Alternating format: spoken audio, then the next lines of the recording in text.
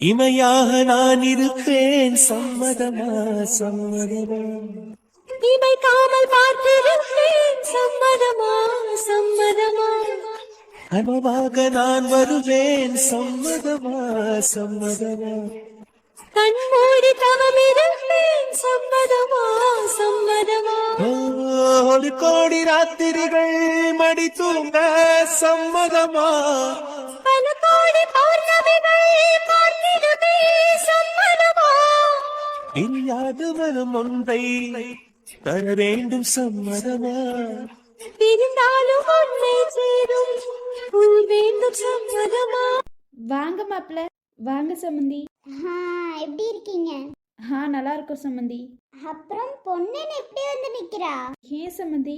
இல்ல நாங்க இன்னும் கூப்பிடவே இல்லையா, அதுக்குள்ள வந்து நிக்கிறா? அதுவா சம்மந்தி, பார்க்கணும்னு சொன்னாலா, அதனால தான். ஓ அப்படியா, சரி சரி. அப்புறம் அவர் வரலையா? இல்ல அவர் வரல, அவருக்கு கொஞ்சம் வேலை இருக்கா. பொண்ணு தானே, நீங்க போய் பார்த்துட்டு வாங்க, உங்களுக்கு பிடிச்சிருந்தா ஓகே சொல்லுங்க, இல்லைன்னா வந்துருங்கன்னாங்க.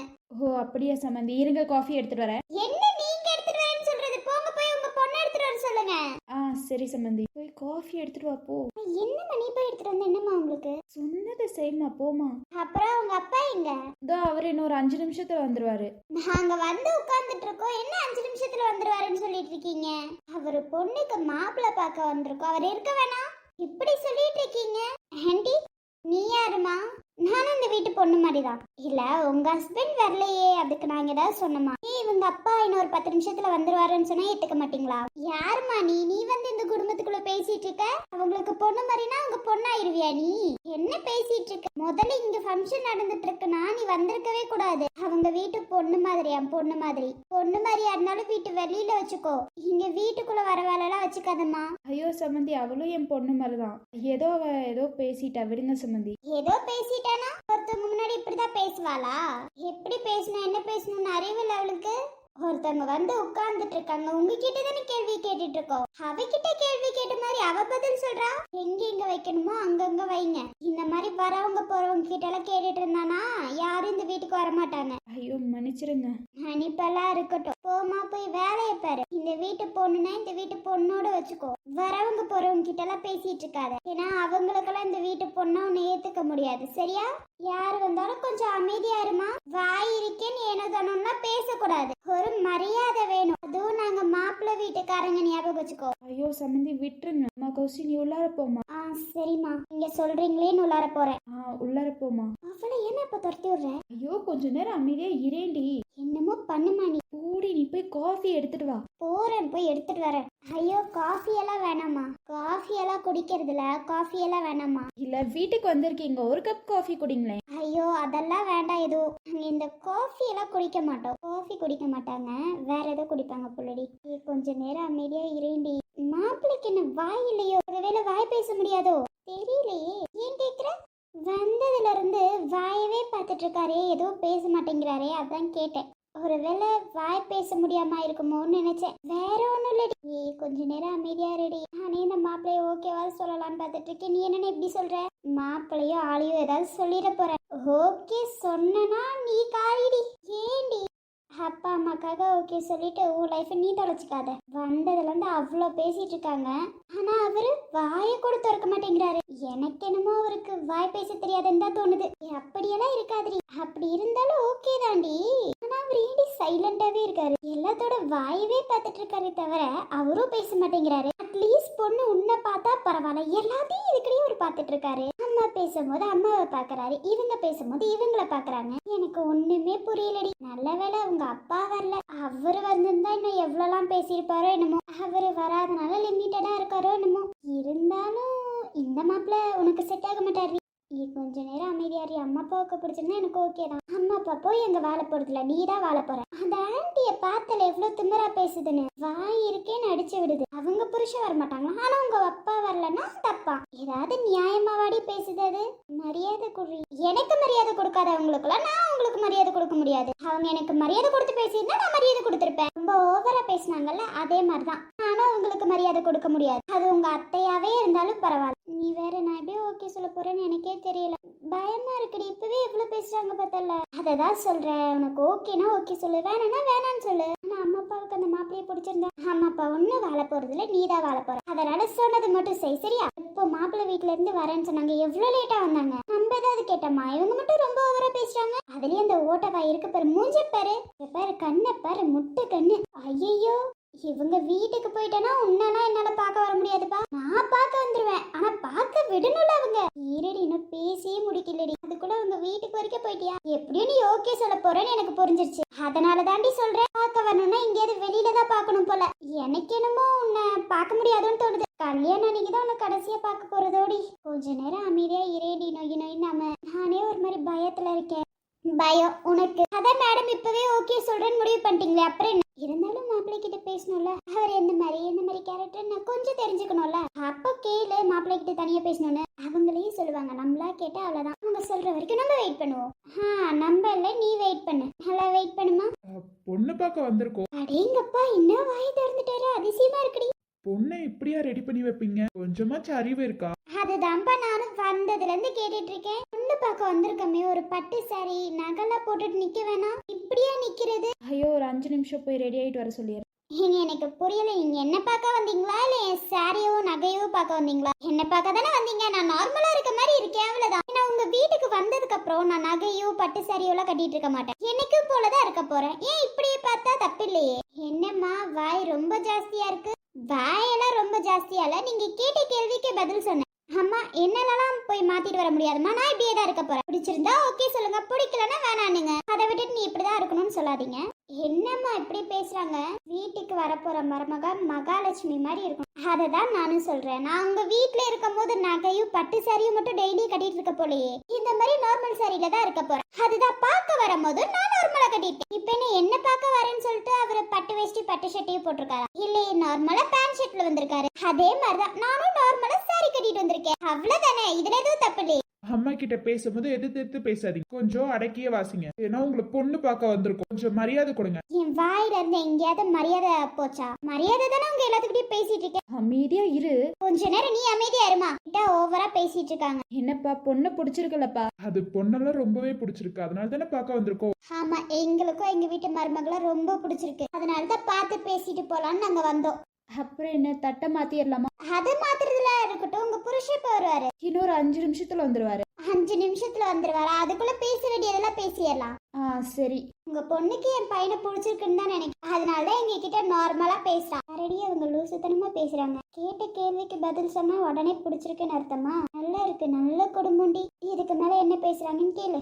அதெல்லாம் என் பொண்ணுக்கு பிடிச்சிருக்கோங்க மாப்பிள்ளைய. அப்புறம் என்ன, பேசி ஒரு நாள்ல என்கேஜ்மெண்ட் வச்சுக்கலாம். நிச்சயதார்த்தத்தை முடிச்சிட்டோம்னா அதுக்கப்புறம் கல்யாணத்தை ஒரு 10 நாள்லயே வச்சிடலாம். இன்னும் ஒரு 5 நாள்ல நல்ல நாள் வருதுன்னாங்க, அப்பவே நிச்சயத்தை வச்சிடலாம். இவ்வளோ சீக்கிரமாவா? ஆமா, எங்க வீட்டு மருமக்களை எங்க வீட்டுக்கு கூட்டிட்டு போகணும்ல, அதனால்தான். சரி. உங்களுக்கு எந்த பிரச்சனையும் இல்லையே? இல்ல, என் பொண்ணு உங்க மருமகளா வரதுல எனக்கு சந்தோஷம் தான். நீங்க சொன்ன மாதிரி நல்ல நாள்லயே நிச்சயத்தை வச்சிடலாம், சீக்கிரமா கல்யாணத்தையும் முடிச்சிடலாம். அப்புறம் இன்னொன்னு, கல்யாணம் பண்ணி இந்த வீட்டுக்கு வந்ததுக்கு அப்புறம் எனக்கு சில பல கண்டிஷன் இருக்கு. என்ன கண்டிஷன்? சொல்லுங்க மாப்பிள்ள, என்ன பெருசா என்ன இருக்க போகுது? சொல்லுங்க மாப்பிள்ள, எதுவா இருந்தாலும் என் பொண்ணு ஏத்துப்பா. ஆமா, அவங்க முதல்ல சொல்லட்டும், அதுக்கப்புறம் ஏத்துக்கணுமா ஏத்துக்க கூடாதான்னு நான் சொல்றேன்.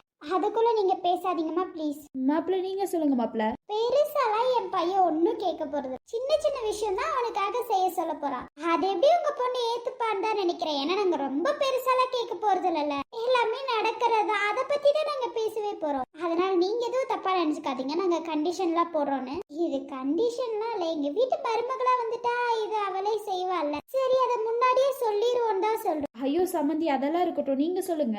அவ ஒன்னும் தப்பா எடுத்துக்க மாட்டா. திடீர்னு கண்டிஷன் சொன்னீங்களே, அதனால பயந்து பேச ஆரம்பிச்சு. அவ அதெல்லாம் ஏத்துப்பா, நீங்க சொல்லுங்க. பெருசாலாம் எனக்கு ஒண்ணும் இல்ல. என் வீட்டுக்கு வந்ததுக்கு அப்புறம் என்னது? அதுதான், நீங்க நம்ம வீட்டுக்கு வந்ததுக்கு அப்புறம் வேலைக்கு போக கூடாது. இல்ல, எனக்கு புரியல. நான் வேலைக்கெல்லாம் போல, நானும் இவ்வளவு சேர்த்து பியூட்டி பார்லர் வச்சு ரன் பண்ணிட்டு இருக்கோம், அவ்வளவுதான். அததான் சொல்றேன், அந்த பார்லருக்கு இனிமே போக கூடாது. இங்க வீட்டுல இருந்துட்டு அம்மாவை பாத்துக்கணும், அது மட்டும்தான். அந்த பார்லர் போறேன், அங்க போறேன், இங்க போறேன்லாம் வேணாம். அப்புறம் உங்க ஃப்ரெண்ட் உங்களை பார்க்க வரக்கூடாது, நீங்களும் உங்களை பார்க்க போக கூடாது. அப்புறம் அங்க வந்ததுக்கு அப்புறம் நான் அம்மாவுக்கு இதை செய்வேன் அதை செய்வேன், அம்மா அப்பாவுக்கு அதை செய்வேன், அம்மா அப்பாவை பார்க்க போவேன், டெய்லி போவேன் அப்படின்னா சொல்லக்கூடாது. மந்த்லி 1 இல்லைன்னா 2 மந்த்துக்கு ஒரு தடவை நீங்க போய் அம்மா அப்பாவை பாத்துக்கலாம். அடுத்த கண்டிஷன்? அதுக்கப்புறம் வேற ஒன்றும் இல்லை, அம்மா செய்யறதுலாம் செய்யணும், அம்மா பேசும்போது எதிர்த்து பேசக்கூடாது.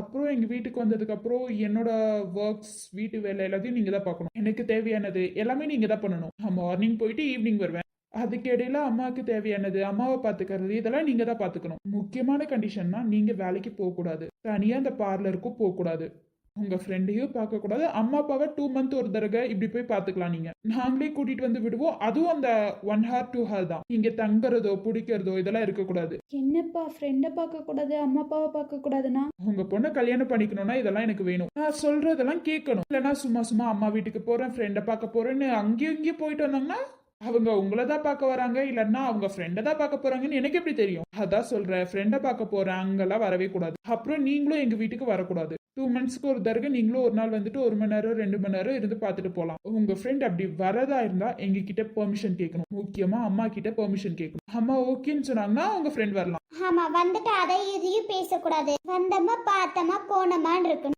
என் மருமக என் பேச்ச மட்டும்தான் கேட்கணும். இருக்கிற யாரு பேச்சும் அவ கேட்க கூடாது. எங்க வீட்டுக்கு வந்ததுக்கு அப்புறம் எங்க வீட்டுக்குள்ளேயே தான் இருக்கணும். எங்கேயாவது போறதா இருந்தாலும் என் பையன் கூப்பிட்டுட்டு போவான், கூப்பிட்டுட்டு வருவான். அதை விட்டுட்டு ஃப்ரெண்டு கூட போறேன், அங்க போறேன், இங்க போறேன்னு சொல்லக்கூடாது.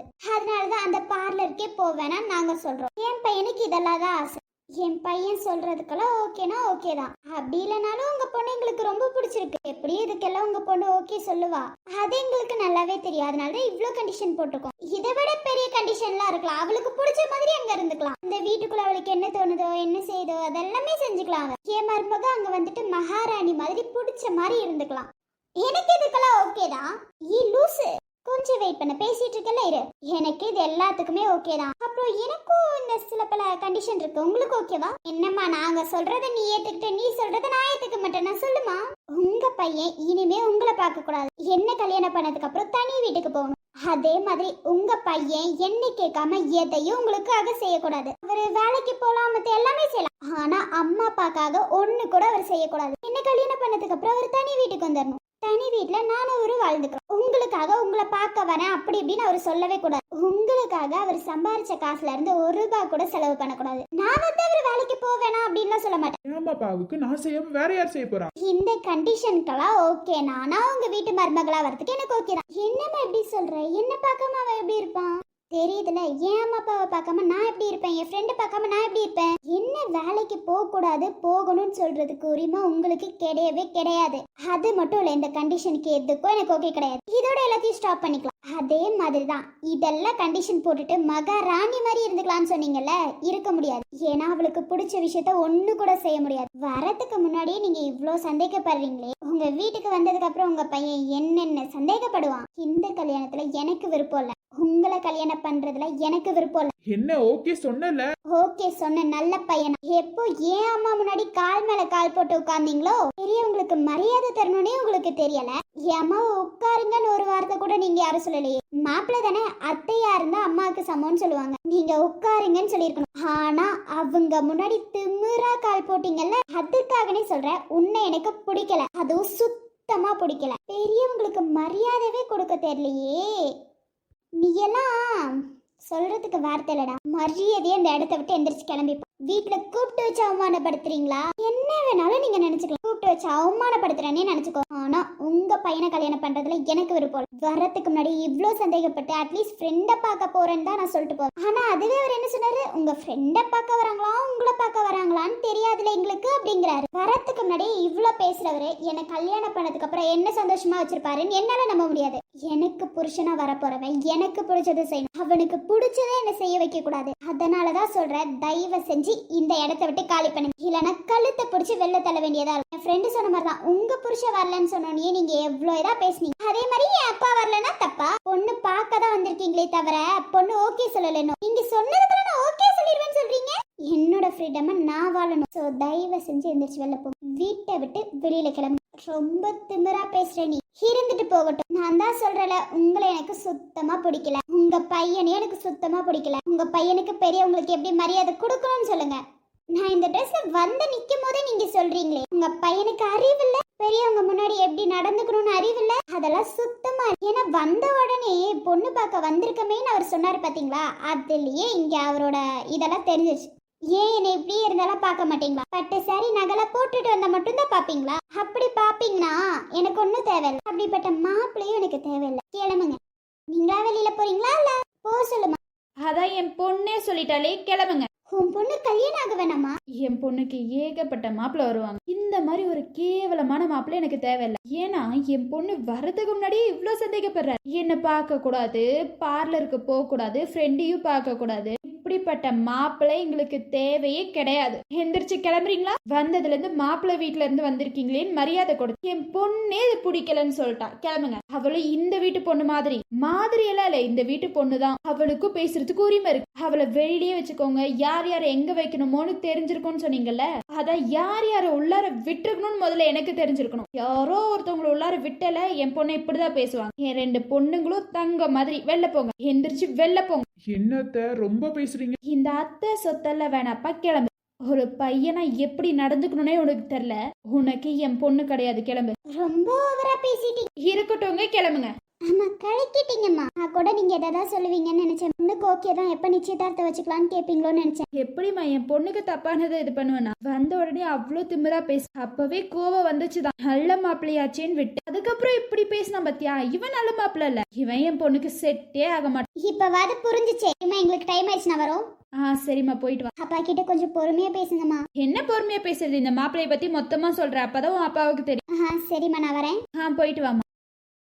ஓடும் மேகங்கள் ஓய்வு கொள்ளலாம், மழையாய் பொழிந்தே தன் பாரம் தீர்க்கலாம். அழுதால் கூட தீரா சுமையே காதல் தீய கருகும் இமையே.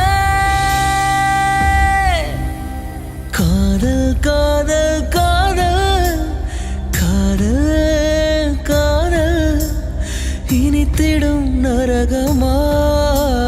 காதல் காதல் வலித்திடும் சொர்க்கமா? கண்களில் பொங்கும் நீரில் காட்சியும் மறைந்து போகும். காதலின் மடியில் தானே இறுதியாய் இதயம் தூங்கும். பூவை காட்டி முல்லை விற்றாய் காதலே, தெய்வம்